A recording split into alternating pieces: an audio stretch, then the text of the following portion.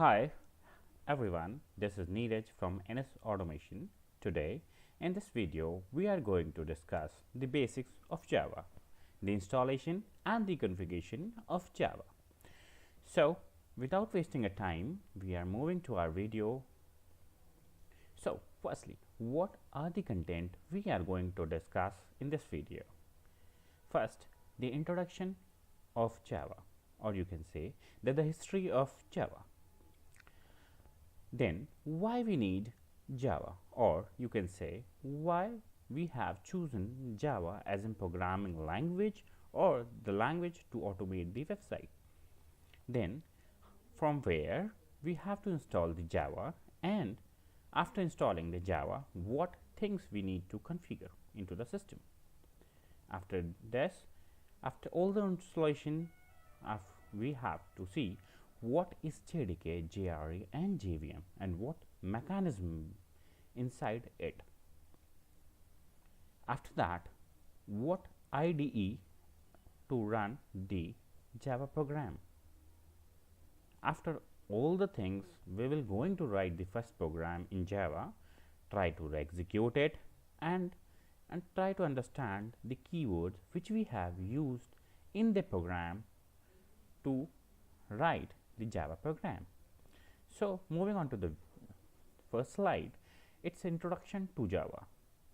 So basically Java was originally developed by James Gosling at Sun Microsystems in 1995.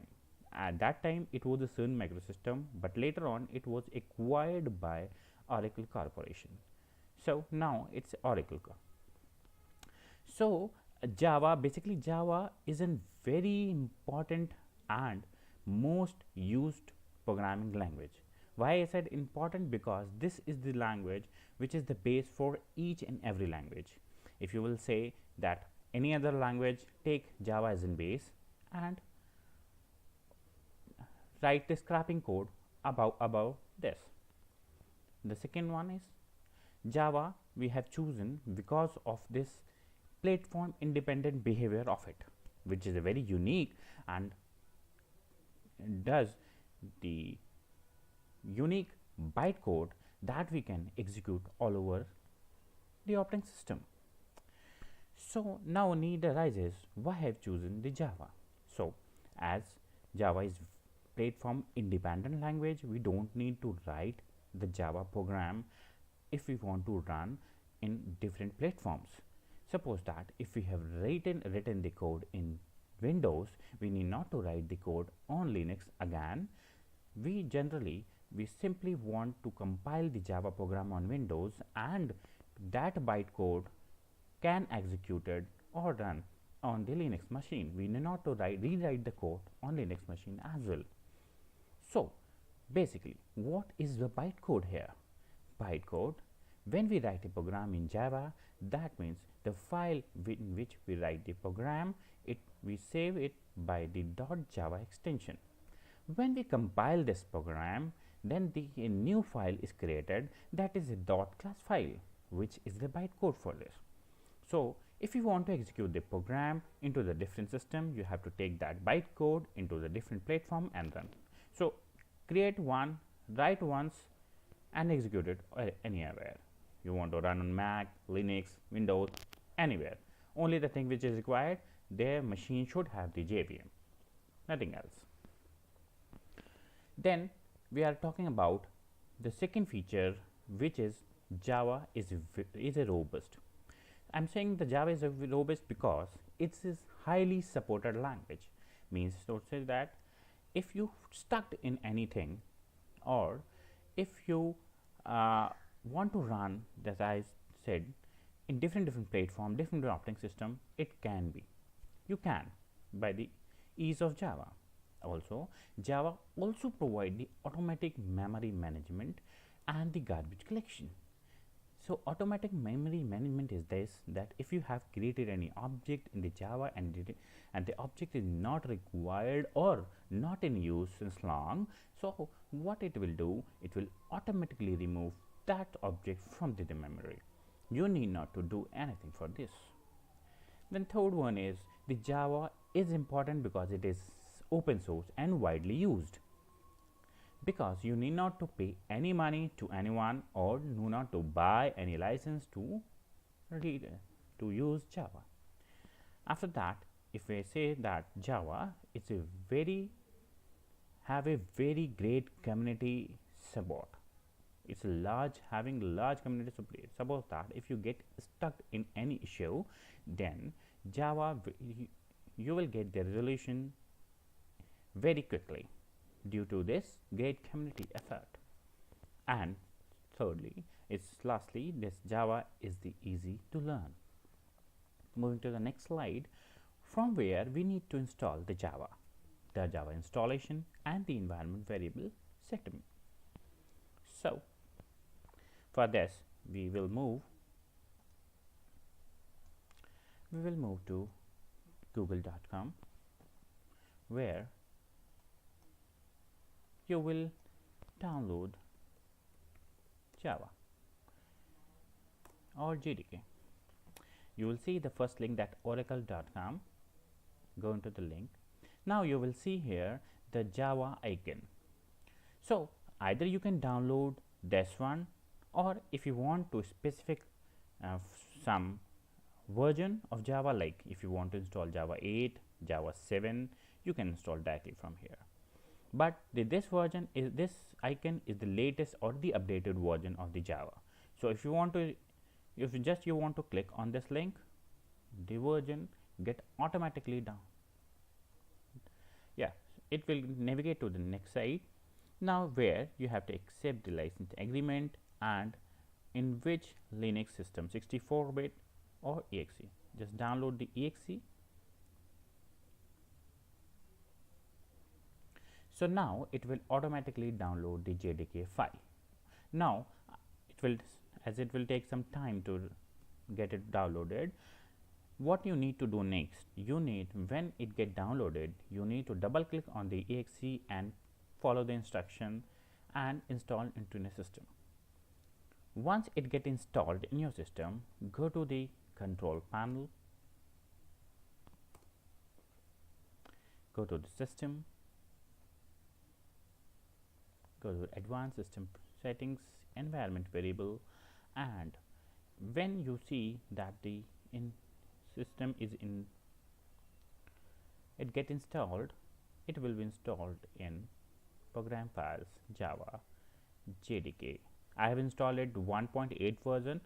So where it get installed, you have to just copy the path of the JDK file, go to the system variable. You will see two variables, user variable and the system variable.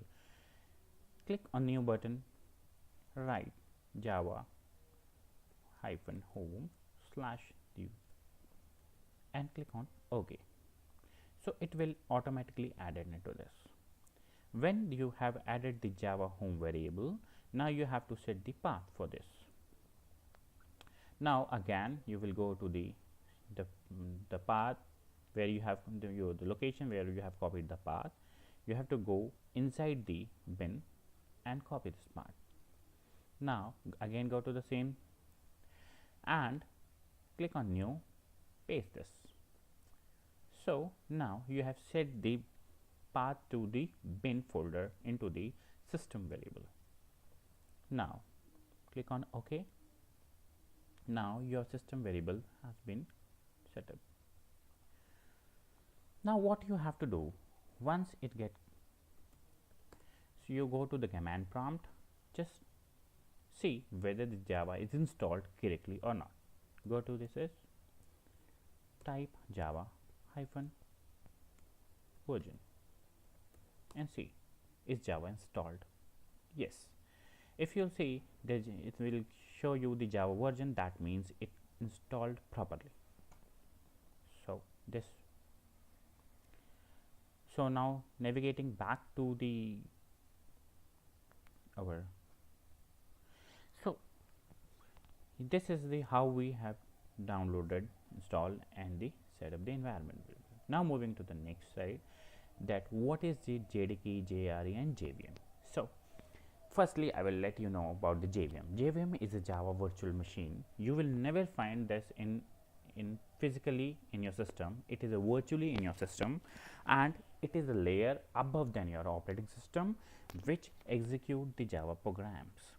So Java virtual machine, which is on the top of your operating system, which provide the environment for your Java program to execute it, or to compile from Java program .java to .class file.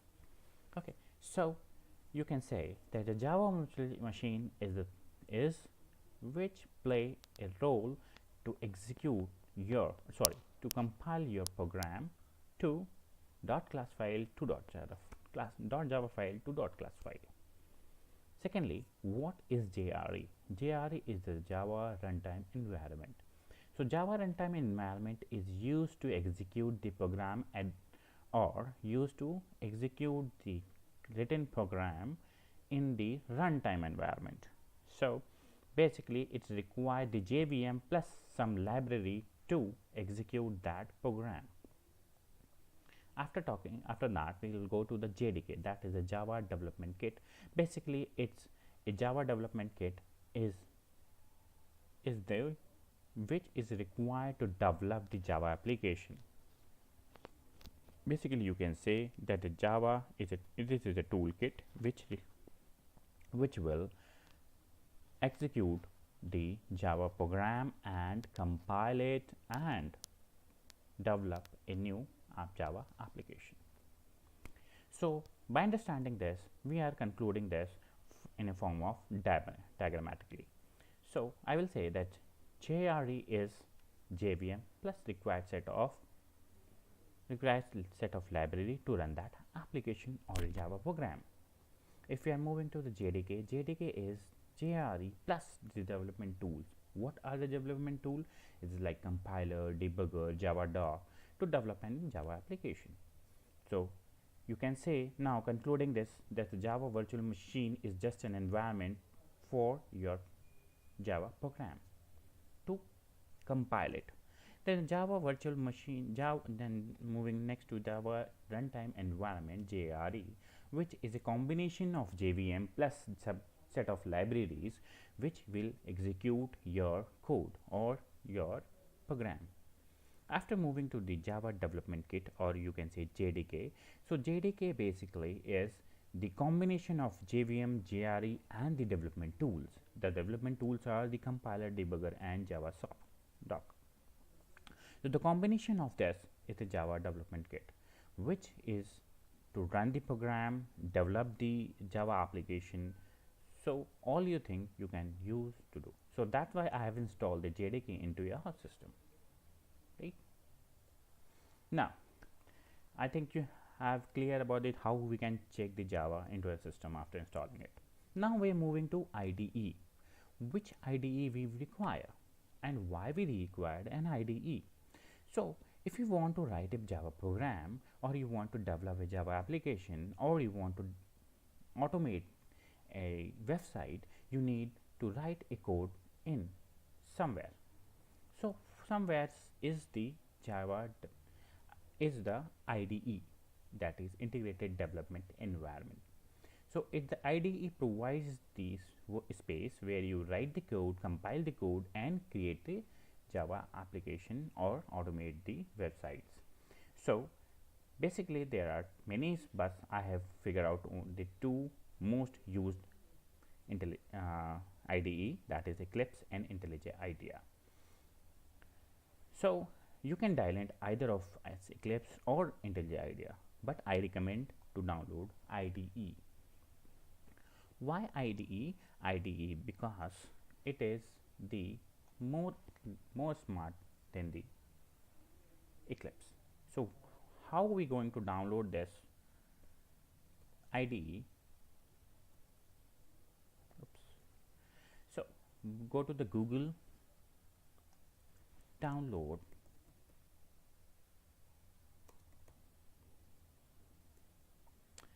now.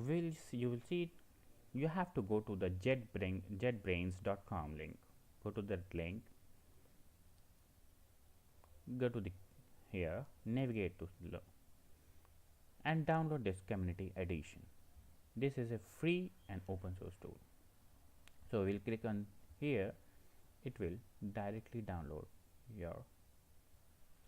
So while it get downloaded, what you need to do, when it get completely downloaded, what you need to do, just double click on the exe where it is downloaded and follow the instruction, and you will get into the. Now you were able to create. When it get installed in the system, you will see like icon like IntelliJ IDEA Community Edition. So when it get downloaded, you will see this icon on your desktop. Just go to it, double click on the link, and you will see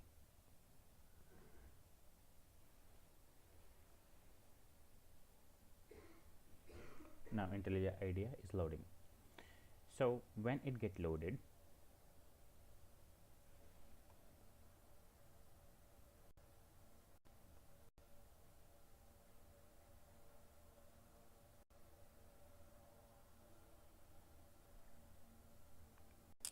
it will take some time to get load. Now I have a project. So when you get the project, you will all think everything is blank here. What you need to do, just go and create a new project.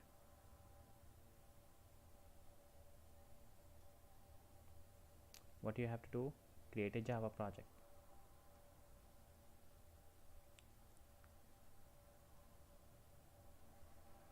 Name any name, test, finish it. It will ask you this window or next window, new window. You have to say this or new. This window you can say that.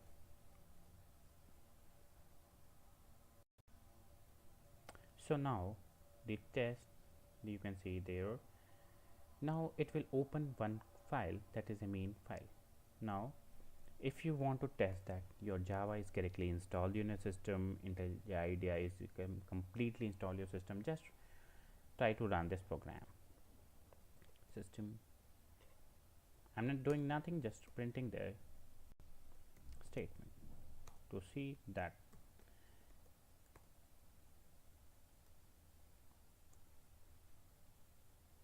my first Java program. I've written this. Now what I have to do, I will execute it. You can see the icon to run this. So go run main.class.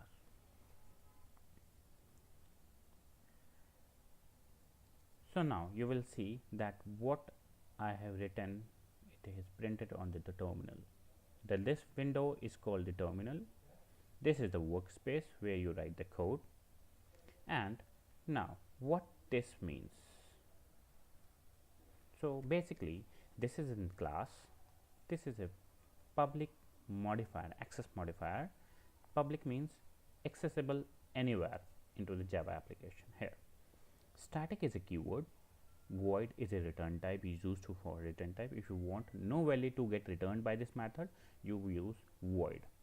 And the main is the basically the keyword which is used to write the method where it Java virtual machine JVM understand this is the entry point for the program, and here he has to execute. From here it will execute the program. So main is the method where, or you can say that main is the entry point for the Java program. Now string argument, this is the just in parameter. You can provide anything inside this. String type arguments, you can pass anything is this. So I think it will give you a brief about this. So after this, I have explained you the public static void main, what this basics. So public is an access modifier which defines that you can access the method or class anywhere. In further classes, I will let you know the classes, object, and the methods. Static, just I told you that it is a keyword which identify that the class related things. You can say that if you have declared any method or class static, you need not to create the object for that. You just directly call static methods or class. Void, I said that if you don't want the method to get it any value in return, so we'll use the void. Void means you are not supposed to return any value for this. So it is used to define the return type of this method. Void means no value, no return type of this. Main, as I told you, that main is the starting point or the starting point of the application from where the JVM will stand, where we have from where I have to execute the Java program. And then string argument, that this is the parameter in the main method which have argument could be anything. You can pass anything which you require. So I think this is the thing which covered for the basic Java. In next video I will let you know the objects, classes and the modifiers, data types. So thank you guys, thanks for watching this video.